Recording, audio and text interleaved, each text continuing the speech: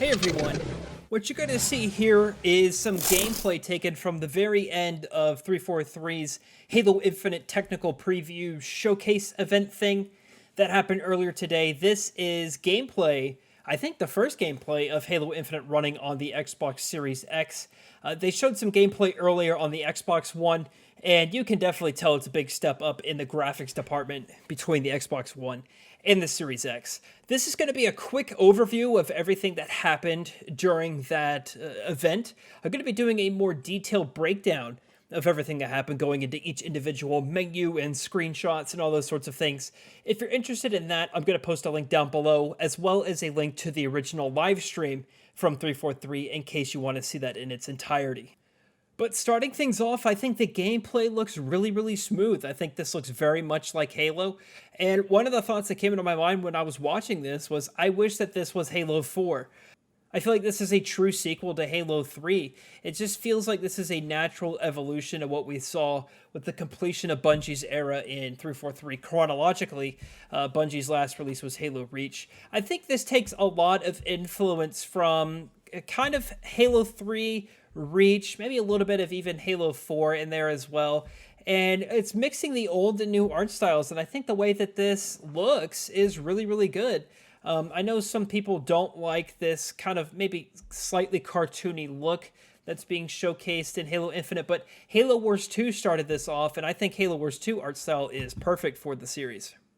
You'll also notice, maybe right off the bat, is the new outline system for friend or foe. So 343 is moving away from the classic red versus blue team colors. So if you're playing Team Slayer, you're not going to be dedicated to just a red team or a blue team. You will for scoring purposes, but visually you're going to be able to keep the coding and the armor and the colors and the armor effects and all of these visual indications that personalize your Spartan.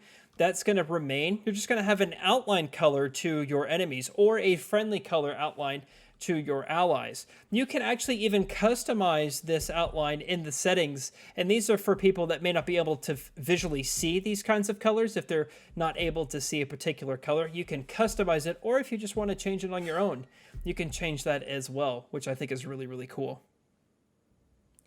You can also see that aiming down the sights is back in Halo Infinite, and it doesn't seem to be as egregious as it was in Halo 5. It seemed like in Halo 5 you were really encouraged to aim down the sights, and some of the guns aiming down the sights were maybe even a little nauseating, in my opinion. It just was such an extreme move and gesture.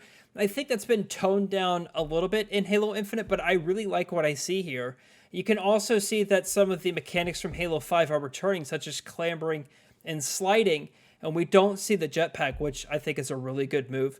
I do think that clambering and sliding is almost an essential Spartan movement. They need to do things to the movement to not only move the series forward of evolutionizing each entry. What I mean is it gets better on the multiplayer perspective for each entry, but you also need to feel like a Spartan in these multiplayer sessions. And I think sliding and clambering is one of those things.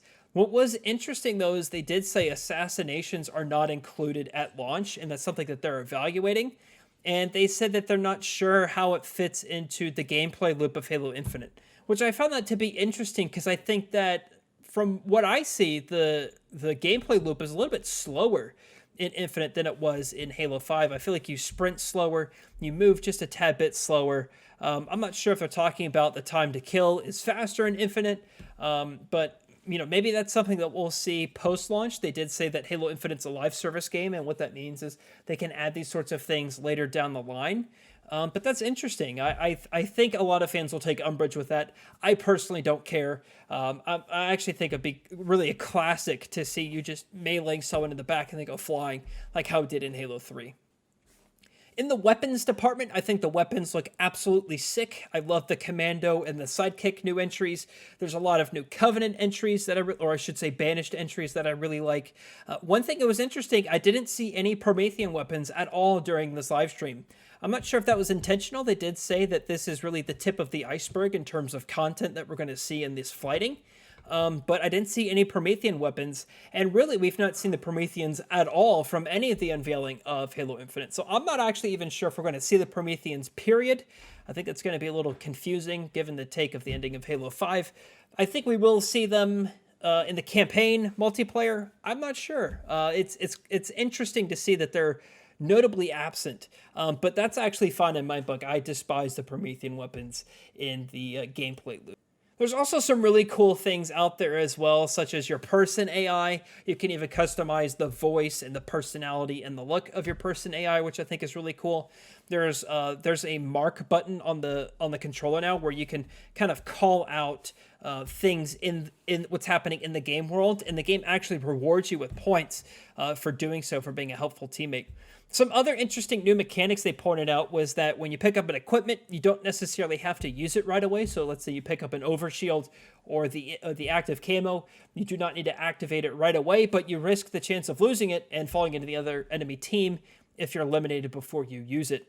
Also, if you pick up a weapon, you can now drop it. You don't need to exchange it for another weapon like how every other Halo game has done so. So maybe you could pick up rockets, take off running, and one of your teammates doesn't have anything. You can just drop the rockets and have your teammate pick it up, which I thought is really interesting.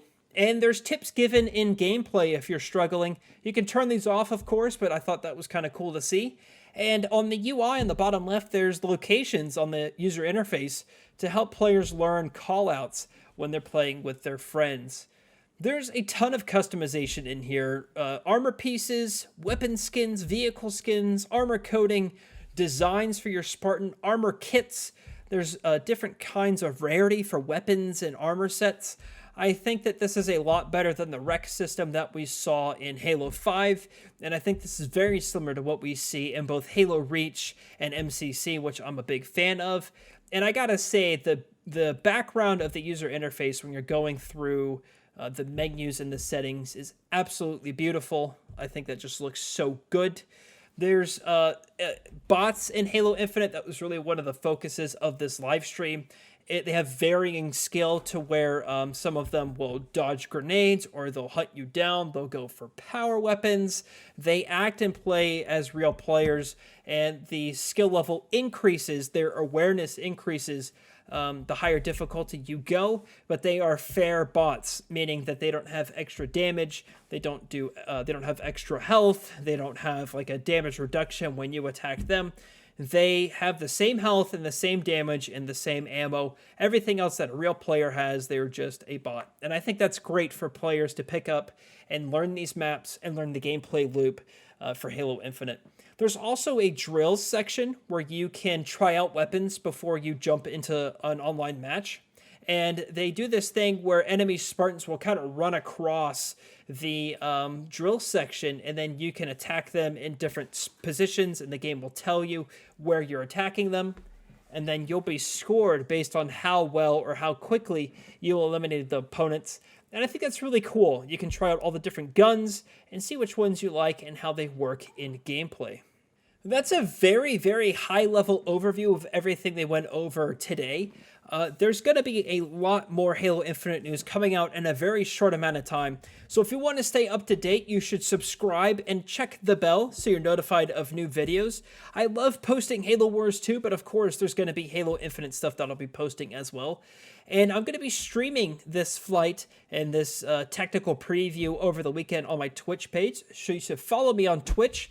And I'll post times and dates of when I'm streaming in the future on our Discord server. Links to all of that stuff is down below. Finally, I'd love to know your thoughts on how this stream went in the comments down below. I thought it was incredible. I think they did a great job. I'm really excited, looking forward to Halo Infinite, and I think this is exactly what both this brand needs and what Xbox overall needs in general to really have a killer must-have game for the first time in feels like forever. Halo Infinite launches later this year, and I'm really looking forward to it. I can't wait. All right, that does it for me. Thank you so much for watching, everyone, and I'll see you, James.